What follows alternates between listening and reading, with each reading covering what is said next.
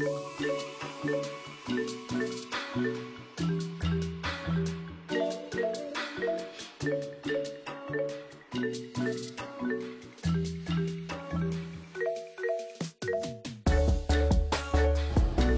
Assalamualaikum warahmatullahi wabarakatuh. Saya mahasiswa dari jurusan Farmasi Universitas Tadulako. Nama saya Nur Fadila, stambuk G701-18197.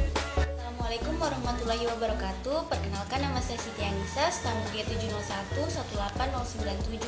Saya dan teman kelompok saya akan menjelaskan tentang hubungan sifat fisikokimia, farmakokinetik, dan farmakodinamik dari obat ceftriaxone.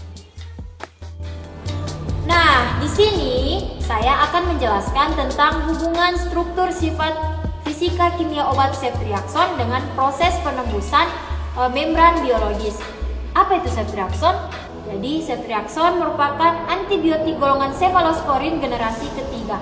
Cefalosporin berasal dari fungus Cephalosporanium acreum yang diisolasi pada tahun 1998 oleh Cephalosporin memiliki nama IUPAC yaitu asam 7-aminosefalosporat atau 7-aminosefalosporanium acid yang memiliki gugus kompleks yaitu dihidrotiazin dan beta-lactam.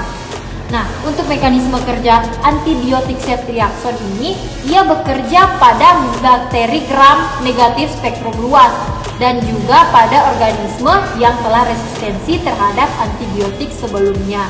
Dia juga tidak terlalu beraktivitas pada bakteri gram positif. Ia stabil karena adanya beta-laktamase.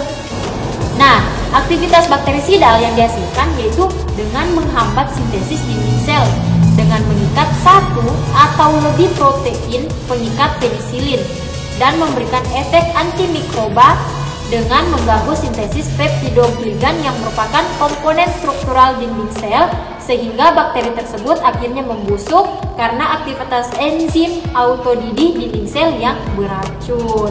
Nah, untuk hubungan sifat fisika kimia obat ceftriaxone dengan proses penembusan membran biologis, yaitu ia memiliki pH yang berkisar 6,7. Dia masuk dalam rentang asam lemah.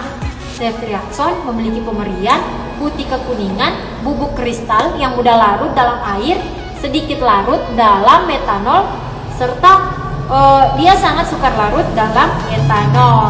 Nah, pada obat yang bersifat asam lemah seperti obat ceftriaxone ini, dia dibuat dalam sediaan injeksi atau parenteral. Mengapa? Karena jika dia dibuat melalui oral, rute oral, misalnya obat ini bertemu dengan asam lambung, maka pH-nya akan semakin meningkat dan dan sifat ionisasinya bertambah besar sehingga bentuk terionisasinya semakin kecil, sehingga jumlah yang menembus membran biologis semakin kecil juga, karena kemungkinan obat yang berinteraksi dengan reseptor ini semakin rendah. Oleh sebab itu, sifat aktivitasnya atau terapinya semakin berkurang. Maka dari itu dia dibuat dalam sediaan injeksi. Begitu teman-teman. Untuk penjelasan farmakodinamik dan farmakokinetiknya akan dilanjutkan oleh teman saya. Terima kasih. Farmakodinamik dari ceftriaxone ini yaitu bekerja dengan membunuh bakteri dengan menginhibisi sintesis dinding sel bakteri. Nah, ceftriaxone ini memiliki cincin beta-lactam yang menyerupai struktur asam amino D-alanin yang digunakan untuk membuat peptidoglikan dikatalisasi oleh enzim transpeptidase yang merupakan penisilin binding protein atau PBP. Karena strukturnya yang mirip dengan asam amino D-alanin, ceftriaxone ini secara irreversibel berikatan dengan penisilin binding protein atau PBP yang terletak pada membran dalam bakteri.